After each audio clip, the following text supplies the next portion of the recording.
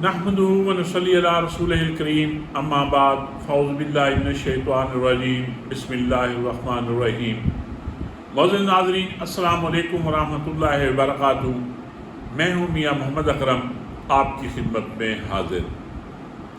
آج کا میرا ویلاگ عمار فاروق کے نام۔ مزید اس سے بات کرنے سے پہلے تاریخ کا ایک واقعہ دہرانے لگا ہوں کہ حضرت وحشی جو ہند کے غلام تھے، انہوں نے آپ صلی اللہ علیہ وسلم کے پیارے چچا امیر حمزہ رضی اللہ تعالی عنہ کو بڑی بے دردی کے ساتھ شہید کیا تھا۔ پھر ان کے جسم اطہر کا تقدس بھی پامال کیا گیا۔ تاریخ گواہ ہے کہ سینے کو چار کیا گیا، کلیجہ نکالا گیا، کلیجہ چبایا گیا، چہرے کے خد و خال کو بری طرح سے متاثر کیا گیا، لیکن اللہ کی شان کہ اس وحشی کو اللہ نے اسلام کی دولت سے نوازا اور ان کا شمار صحابہ کرام میں ہونے لگا۔ لیکن جب بھی وہ آپ صلی اللہ علیہ وسلم کے دربار میں حاضر ہوتے، آپ صلی اللہ علیہ وسلم کی خدمت اقدس میں حاضر ہوتے، تو یہ محسوس کرتے کہ اس وقت آپ صلی اللہ علیہ وسلم ہمیشہ اپنا چہرہ انور حضرت وحشی سے پھیر کر دوسری طرف پھیر لیتے۔ اس بات کا جب ان کو احساس ہوا تو ایک دن آپ صلی اللہ علیہ وسلم کی خدمت میں یہ عرض کر دیا کہ یا رسول صلی اللہ علیہ وسلم، کیا میرے سارے گناہ جو اسلام لانے سے پہلے کیے گئے تھے کیا معاف نہیں ہو گئے؟ تو آپ صلی اللہ علیہ وسلم نے فرمایا کہ بالکل معاف ہو گئے۔ تو عرض کیا یا رسول صلی اللہ علیہ وسلم، پھر میں آپ سے اس بات کی پوچھنے کی جسارت کر سکتا ہوں کہ آپ کی خدمت میں جب بھی حاضر ہوتا ہوں آپ اپنا چہرہ انور دوسری طرف پھیر لیتے ہیں؟ تو آپ صلی اللہ علیہ وسلم نے فرمایا، جس کا مفہوم یہ ہے کہ وحشی انسان کے بشری تقاضے ہیں، میں بھی بشر ہوں، میں کیا کروں جب آپ کے چہرے پہ میری نظر پڑتی ہے تو مجھے اپنے چچا یاد آ جاتے ہیں۔ اس کے بعد حضرت وحشی نے فیصلہ کر لیا کہ میں اب جب تک اس دنیا میں جیوں گا اللہ کے نبی صلی اللہ علیہ وسلم کے سامنے اپنی شکل نہیں لاؤں گا، تاکہ میرے نبی آخر الزمان کو اپنے چچا کی یاد آ جائے اور اس یاد میں وہ غمزدہ ہو جائے۔ اب اسی بات کے تسلسل کو آگے بڑھاتے ہیں کہ جس طرح عمار فاروق کے ساتھ اس ظالم نظام نے ظلم کیا اور اس ظلم میں اس قدر اضافہ کیا کہ وہ موت کی آغوش میں چلا گیا، اب ان کے والدین جب تک زندہ رہیں گے یہ جب ظالم نظام موجود رہے گا، اس میں ملٹری اسٹیبلشمنٹ بھی شامل ہے، بیوروکریٹس بھی شامل ہیں، سول اسٹیبلشمنٹ بھی شامل ہے، قانون کے محافظ، قوانین بنانے والے، یہ سب پولیس کا نظام ہو یا باقی ایجنسیاں بھی اس میں شامل ہیں۔ جب تک یہ موجود رہے گی عمار فاروق کی موت مسلسل والدین کو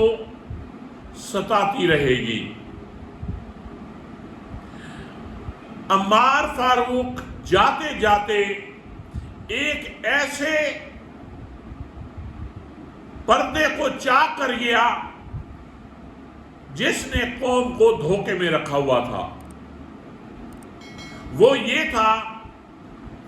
کہ عمار فاروق اے پی ایس کا بچہ نہیں تھا۔ اے پی ایس میں جو سانحہ ہوا تھا، پہلے قوم یہ سمجھتی تھی کہ یہ قوم کے لیے ہماری ملٹری اسٹیبلشمنٹ نے ٹیررزم کے خلاف ایک مضبوط سٹینڈ لیا، لیکن عمار فاروق نے جاتے جاتے قوم سے اس راز سے پردہ اٹھا دیا کہ وہ جو آپریشن ہوا تھا ٹیررزم کے خلاف، وہ قوم کے لیے نہیں تھا، وہ قوم کے بچوں کے لیے نہیں تھا، وہ اس وجہ سے تھا کہ اے پی ایس میں جرنیلوں کے بچے مارے گئے تھے۔ ان کا پاکستانی قوم کے بچوں سے کوئی تعلق نہیں ہے۔ پاکستانی قوم اپنے بچوں کے ساتھ جرنیلوں کے بچوں کو بھی اپنے ہی بچے سمجھتے ہیں، لیکن اس دھوکے نے معاملہ بالکل کلیئر کر دیا کہ یہ ہمارے جرنیل صرف اپنے بچوں کو ہی، یہ جرنیلوں کے بچوں کو ہی اپنی قوم کے بچے سمجھتے ہیں۔ عمار فاروق جیسے بچوں سے،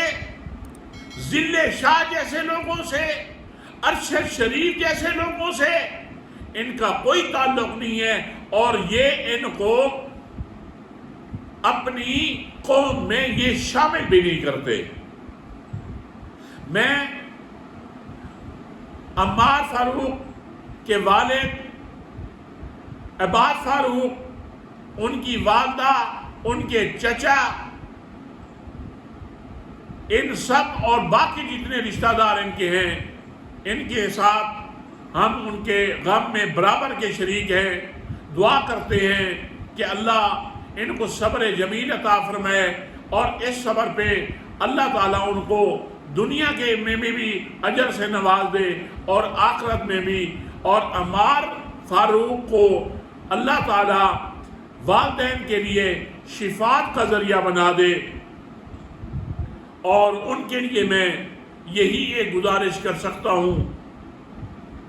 اس شعر کے ذریعے کہ ایک مدت سے میری ماں سوئی نہیں تابش، ایک مدت سے میری ماں سوئی نہیں تابش، میں نے ایک بار کہا تھا مجھے ڈر لگتا ہے۔ اگلی بات ایک خوشخبری کہ عمران ریاض خان، جو میں یہ سمجھتا ہوں کہ اس وقت دنیا میں وہ صحافتی میدان میں جرنلسٹ کی لسٹ میں اس وقت وہ امام انقلاب کی حیثیت سے رکھتے ہیں، وہ بازیاب ہو گئے۔ اس کا مطلب یہ ہوا کہ اب ہمارے ملک میں الحمدللہ حق جیتتا نظر آ رہا ہے، اور جو ظلم ہے اس کے مٹنے کے آثار شروع ہو گئے ہیں۔ اللہ تعالی ہم سب کو حق کی آواز کے ساتھ ہماری نیت اور ہماری جو فزیکلی ٹرائی ہے اس کو اللہ قبول فرمائے۔ میں اسی کے ساتھ ہی اجازت چاہتا ہوں، اور اجازت چاہنے سے پہلے ایک دفعہ پھر میں عمران ریاض خان کی بہادری، ان کی خودداری، ان کی غیرت، ان کی جرأت، ان کو سیلوٹ پیش کرتا ہوں، اور باقی لوگوں سے بھی کہتا ہوں کہ اس وقت ایک امام کی حیثیت ہے عمران ریاض خان، اب ہمارا یہ کام ہے کہ ان کو فالو کرتے ہوئے حق کی آواز اٹھائیں اور پاکستان کی حقیقی آزادی جو GHQ میں پھنسی ہوئی ہے اس کے لیے اپنی استطاعت اور جرت کے ساتھ اس کے لیے آواز اٹھائے۔ اللہ ہم سب کا حامی و ناصر ہو۔ اسی کے ساتھ ہی اجازت چاہتا ہوں۔ السلام علیکم ورحمۃ اللہ وبرکاتہ۔